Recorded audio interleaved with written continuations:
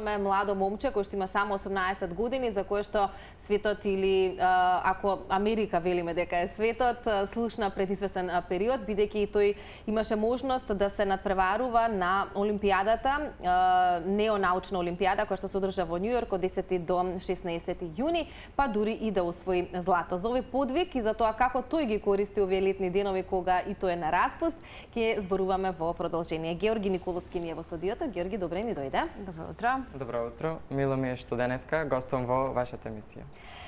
Нас ни е уште повеќе драго што ќе имаме можност на некој начин да ја раскажеме твојата приказна преку нашиот медиум, да слушнат што поголем број на луѓе за твојот голем успех и за амбициите кои што ги имаш како младо момче.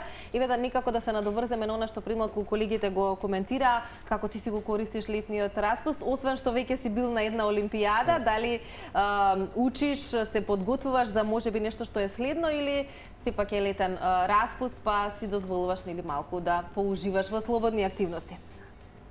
Па, откако си дојдов од Њујорк, се разбира Њујорк после освен надпреварачкиот карактер, имавме малку и слободно време да прошетаме, па тоа го сметам како слободно време и како одмор.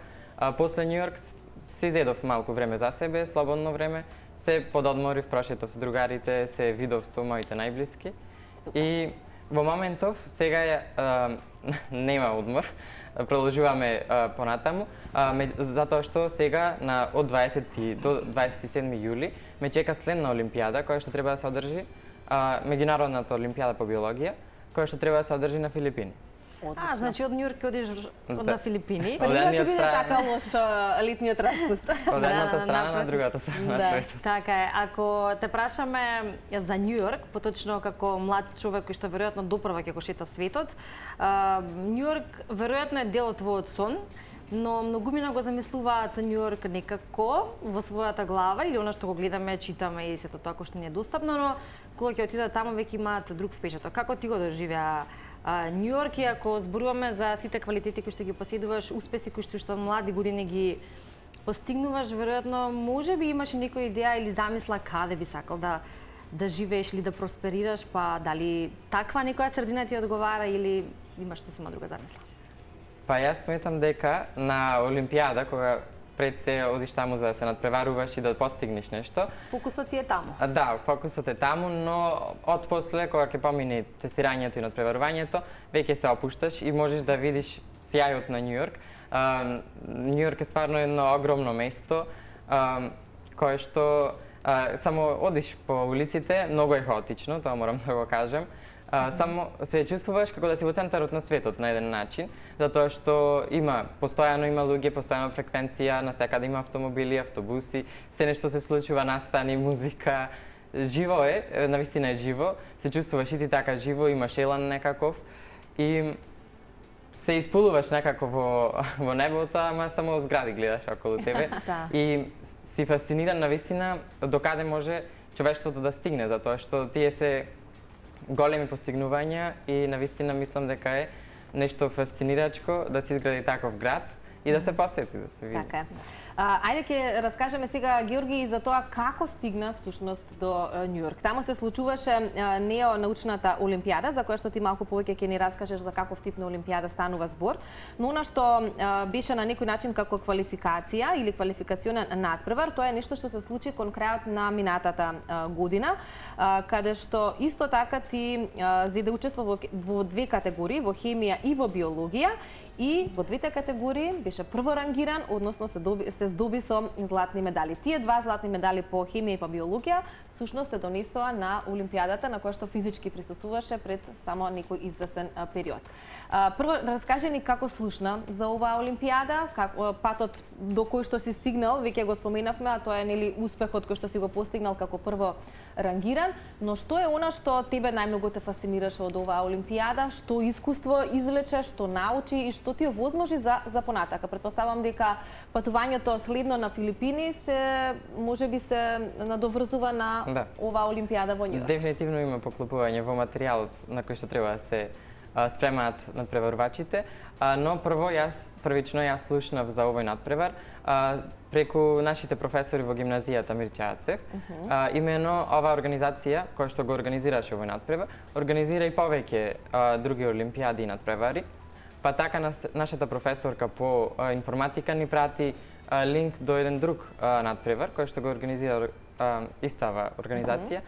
Јас прочепкав, разгледав за организацијата за надпреварите и сватив дека за овој надпревар, кој што е научен надпревар пред се, сум добро квалификуван и на таков начин одлучив да се пријавам на квалификациониот надпревар првично, затоа што јас претходно се спремав и за селекционите надпревари на другите олимпијади, меѓународни олимпијади и по физика, и по хемија, и по биологија. Значи природните науки се оние што те привлекуваат, така?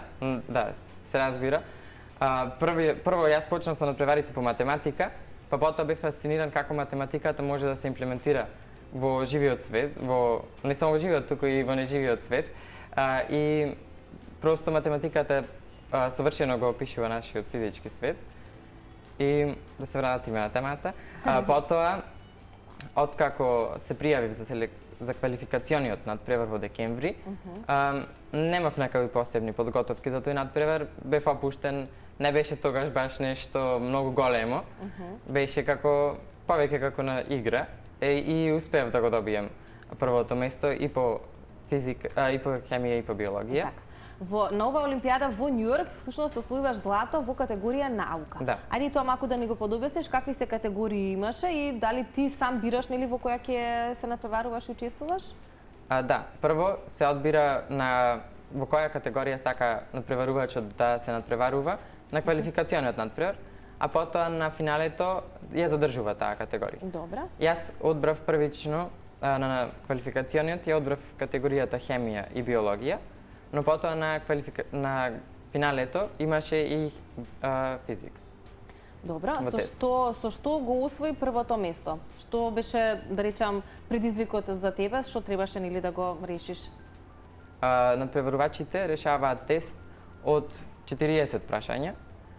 Повеќе се теоретски прашања, но има и пресметки во нив.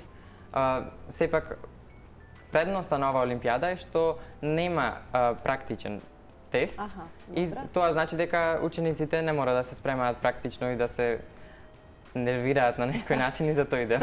Само да теорија. Се стресираат, да. Само теорија. Да, веројатно подготовките се потребни кога се учествува на една ваква олимпијада, иако спомена дека за самото конкурирање, веројатно самата забава или правејќи го тоа преку забава доведува до големи резултати, а тоа кажува дека тоа лежи во тебе, а не е нешто кое што напорно се учи покрај тоа што треба да се подготвиш. Ако те прашаме колку време трајат подготовките, онака буквално време од денот или од периодот додека се подготвуваш, колку би било тоа? Дали Георг има време за се останато кое што го прават малите личности на твоја возраст? Па искрено, ја мислам дека колку време е потребно за подготовките, не можам баш да одговорам, затоа што јас уште... Индивидуално е тоа? Не знам да го одговорам едноставно. Уште од основно образование јас се подготвував за математика, имав желба за да истражувам околу мене, да го наблюдувам светот и ми се роди љубовта и за хемијата и биологијата и физиката, па потоа се надпреварував и на такви надпревари. Па можам да кажам дека подготовките почнаа дури во основно образование, затоа што ако го немав тоа предзнаење и ако немав, да речем, личности кои што и тогаш ме бодрија и ме мотивираа да работам и да ме подготвуваа, немаше да стигнам до средното образование, па потоа во средното образование да се подготвувам и за потешките олимпијади во средното образование, затоа што јас се подготвував и за другите олимпијади по физика, хемија и биологија. И на некој начин подготовките за оваа олимпијада стигна околу 6 месеци, толку отприлика се подготвував пред надпреварувањето. Но како што кажав, тоа беше инвестиција од мали нозе. Да, инвестиција од мали нозе. Баш така може да се каже. Да. Георги, имаме само уште една минутка пред крај, некако да ни напоменеш што те очекува на Филипините и каде си ја гледаш иднината? Во Македонија или надвор од неа? На Филипини не очекува надпреварување по биологија, кое што се одржува во 2 теоретски теста и 1 практичен тест.